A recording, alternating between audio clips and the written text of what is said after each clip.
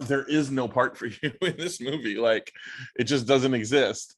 And they literally called the casting director, Susan Shopmaker, and they were like, we need to send Daniel in for this movie. We know there's no part for him, but he won't take no for an answer. Would you mind telling him no for us?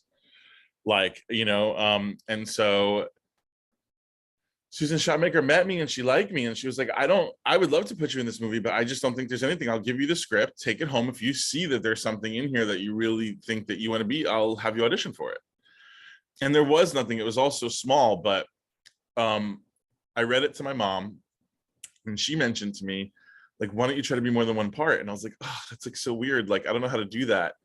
And she's like, well, the rat is in a costume. You can't see him. And then maybe you could be something else. I'm like, great idea. And then when I went in, they asked me, they said, we want you to be the MC in Dallas. How about that? And I said, well, I kind of wanted to be the rat. And they were like, the rat?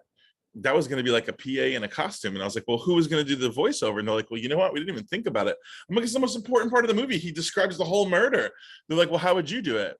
And I was like, maybe like a New York City taxi cab driver. And I did it. And they were like, you know what? You should play both parts. And I was like, yes. Like, so that was my first thing with World of Wonder and getting in with them. And I only worked a few days on that project, but Theron Smothers, it was his first producing project. Now he's the EVP of talent over at World of Wonder for Drag Race and everything else.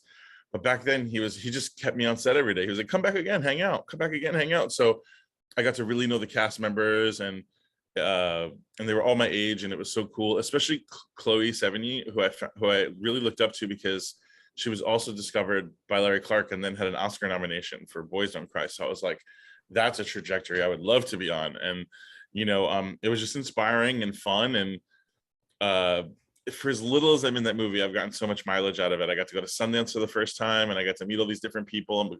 And I became friends with a lot of the actual club kids. Like, rather than just knowing them as acquaintances, became like good friends with like Walt Paper, Walt Cassidy, and a couple other people who then took me into their lives, which were also fabulous because all of those people were so creative and so connected that when that all went down, they landed in different amazing places. They were either like special effects makeup artists like Seyfried or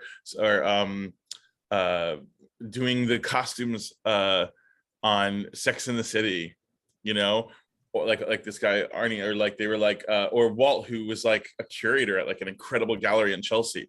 And so I was thrust into such a cool art environment from being a part of that movie. So it led to when I moved to LA after doing Mean Girls, they were the first people I called at World of Wonder because they were who I knew. And I was still closeted, but they were so queer that whenever they had an event or something and they invited me, I felt like it was like the one time I was like able to be myself. So their Christmas parties and their events and stuff, everything I went to, it was like the kind of place I wanted to be. I didn't want to be necessarily in like a meat market gay environment. It was nice to be around a bunch of artists and creatives and meet people that way. And so they opened their gallery, the World of Wonder storefront gallery, and they made me a resident curator, and I worked with them for years on that gallery too. So it was just a crazy, fun, artsy experience being a part of that movie.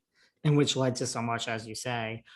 What about me? How did Mean Girls come to you? Like, how did you first get the script? Like, what was your So Susan Shopmaker, who had cast me in Party Monster, also cast me in like a Verizon commercial at the time.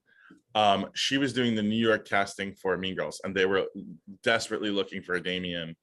They had searched all over. They had found one person who they thought might be it, but the rumor was that he might be too old. So he wore makeup to an audition, and I know him, he's my friend, but he wore makeup to an audition, and then like as he got nervous and sweaty, it was a white shirt, all his makeup came down, and they were like, no, this is not right. And so they kept looking, and I got called in by Susan Shopmaker for it. I read for it. It was okay, I think. And then I was waiting in the lobby for a callback, and Tina Fey was there. And so was Amanda Seyfried. And Amanda, she was talking about doing her callback and deciding whether to wear a maroon shirt or a tan shirt because she didn't know what color the background was going to be she was filming on. And I leaned in and I was like, I'd go with the Merlot, And Tina whipped around and I was like, hello. And I was like, I just want to say, I love what you're doing for women in comedy. She was like, thank you. And we had a little kiki. It was cute. And then when I came into audition, she was like, I thought you worked here. I had no idea that you were auditioning. Now I'm excited. Let's go. And so that was a great way to enter. And, according to the E! True Hollywood story, my audition wasn't that great, but they really liked me. So I didn't get the part yet. And a month or so went by and I kind of like forgot about it, as you do.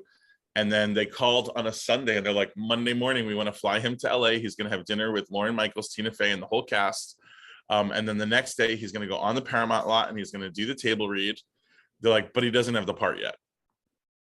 So I was like, so I flew out to Los Angeles, stayed at this really nice hotel, got picked up in a limousine with Rachel McAdams and Amanda Seyfried, got thrown, driven through the gates of Paramount, sat down at a table where some of the other, like Coach Carr, who was like a Toronto local hire, was Kevin Nealon in the table read. It was like other SNL people. I was like flipping out. I didn't know who was in the cast, who wasn't. Tim Meadows was there. I was like, who are these people? Like, you know what I mean? It was just like so exciting. And I knew I still didn't have the part yet because somebody there thought that I was too old. So I just acted as young as possible. I shaved as close as I could. I sat upright. I smiled at everyone in the room and I just nailed all my lines. And, then a week later, they called me to tell me that I got the part. Wow. So were you like, okay, this is it? You know what I mean? Like, was there the buzz around the movie? I mean, of course it's Tina Fey, but was there that buzz of like, this could be huge? Oh, when I first got Bully, I was like, this is it, and then I got Party Monster and I was like, this is it. And then I got Mean Girls and I was like, this is it. And I keep this as itting it. but Mean Girls, it was my first studio film. It was a real paycheck. I paid off my student loans at that movie and bought my first laptop. It was like, kind of like, wow, like things that I didn't think were really in reach at that time. And, I had done this movie Stateside that was coming out and was starring Rachel Lee Cook. And so I was staying at her house when I was auditioning. And I felt like, oh my God, I'm staying at Rachel Lee Cook's house.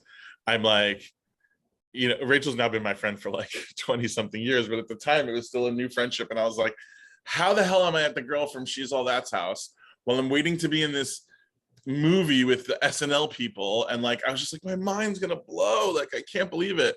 But it was an exciting whirlwind. Was the other Damian anyone that we know? The one whose makeup was coming off? Is that like some famous actor that now we all know? He's notable. I wouldn't, honestly, there was another guy who was playing Aaron Samuels, who everyone would know as well. And I was so fighting for my role.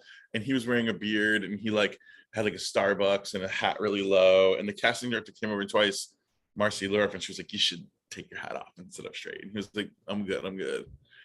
And like, he ended up getting fired because I was so on fire that I think, and fighting for my role while he was just kind of casually chilling, that's the more interesting recast, I would say. But like, I would never name either of them because it will just be everywhere in all the newspapers and nobody needs that kind of thing, they'll tell it themselves if they want to. Save it for their own books.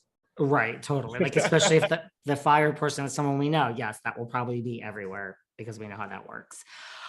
Well, you didn't come out till like 10 years after. So when you were, fighting for this role, was it like, I have to get this, or was part